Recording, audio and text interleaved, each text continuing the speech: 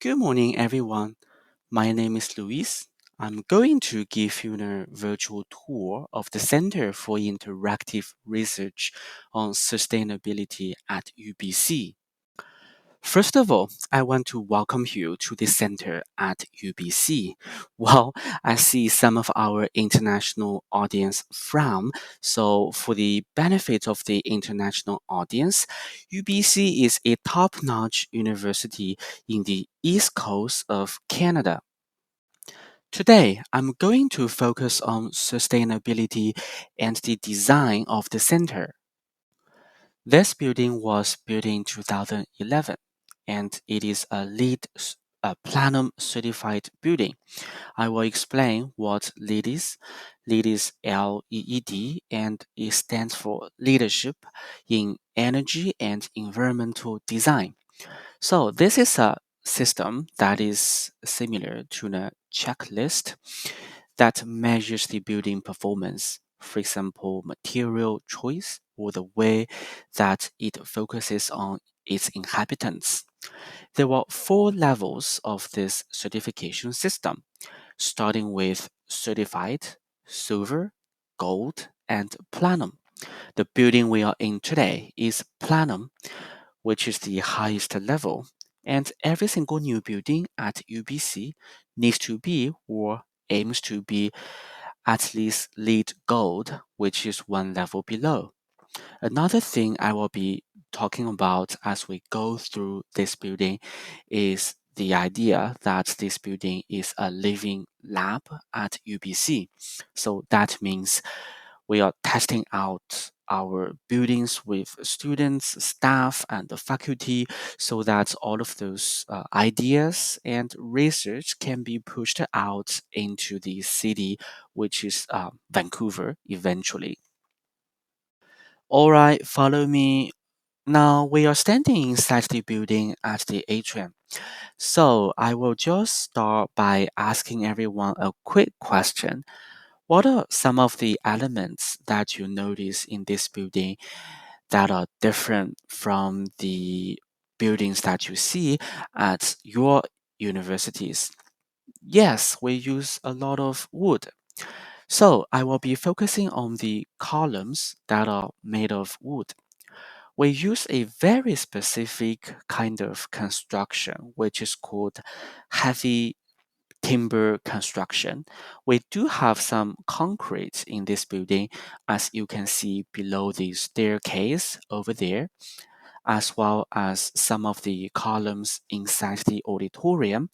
But the superstructure, which is the core of the building, is made out of wood mainly. The wood that you see in the columns and the staircase is called glulam. Glulam is short for glue and laminated.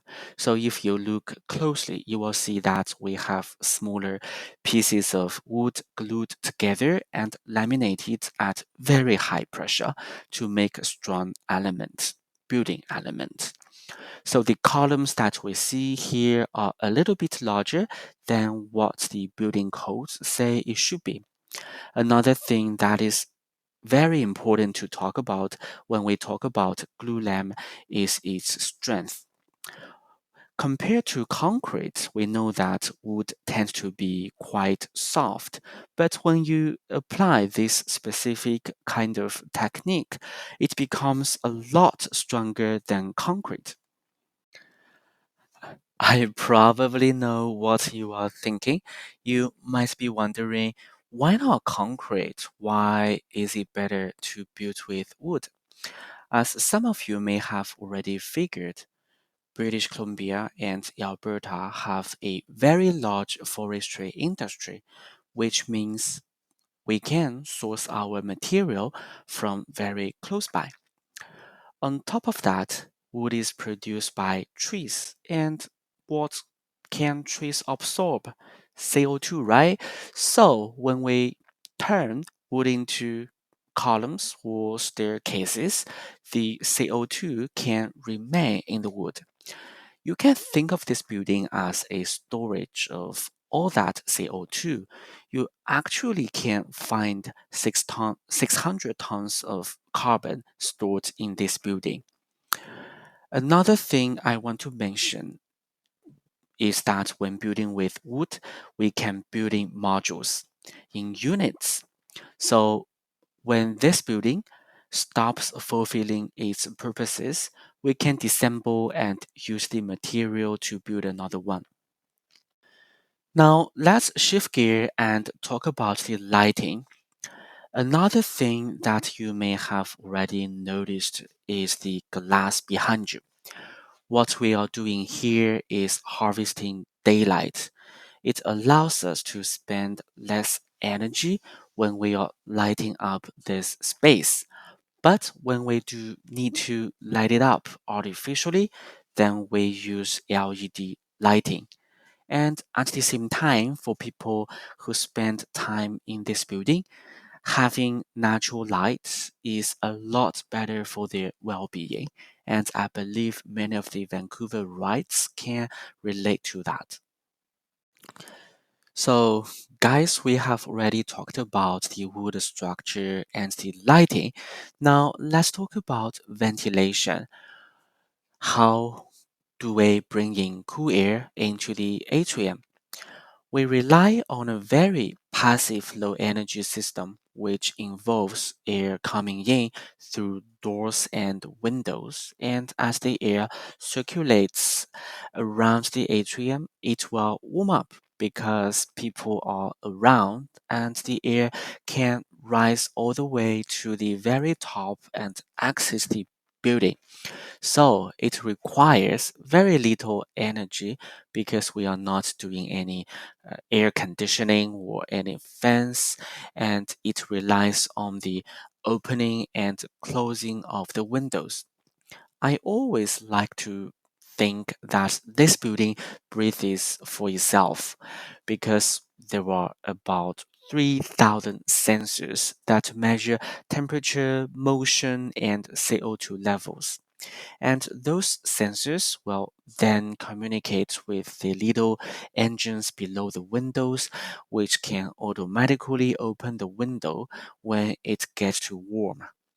Whenever the light has been on for too long and there is no movement around, in case we forget to turn off the light, the building will shut it off automatically.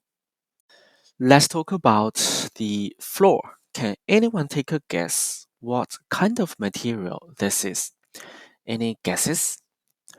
Rubber. Yes, rubber. So this floor is made of recycled car tire rubber. This rubber naturally tends to be very dark in color. So what we did was to mixed up with a little bit of recycled plastic bags. So what that does is instead of absorbing all the light as a dark material, with the lighter color to it, it's going to bounce the light off and make the space even brighter. And it has good sound effect as well.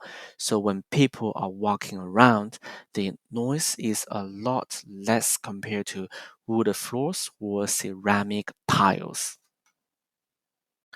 I might just transition into talking about the auditorium. This auditorium is one of the largest ones at UBC. It can accommodate about 424 people in this space, and it allows us to have different kinds of courses in the building. We do aim to open it up to as many courses as we can so that many people are aware of this building and have an interaction with sustainability. So let's talk about the things that you see in this building, starting with the wood. We have wood on the ceiling and the chairs have wood as well. In the auditorium, we have a very special type of wood that is mainly on the ceiling of the space.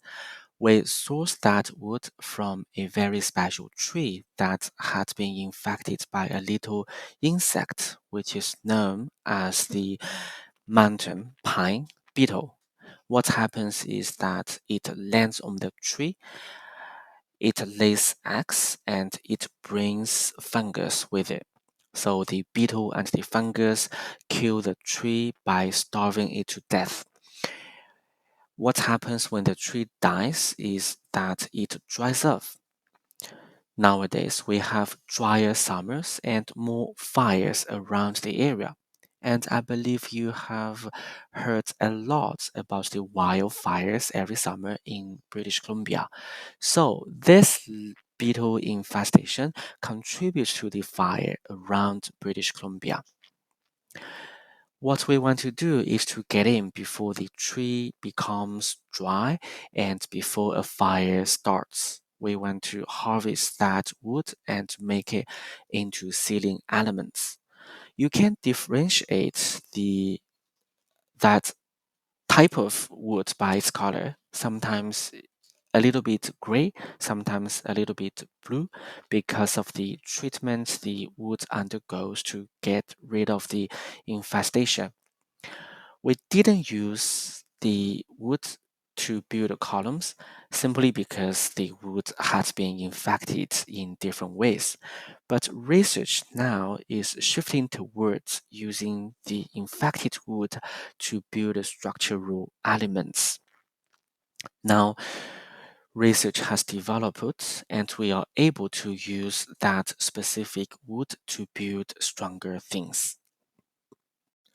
Alright, as I said in the beginning, I want this tour to be interactive. So I'm going to quiz you real quick to make sure that you're paying attention.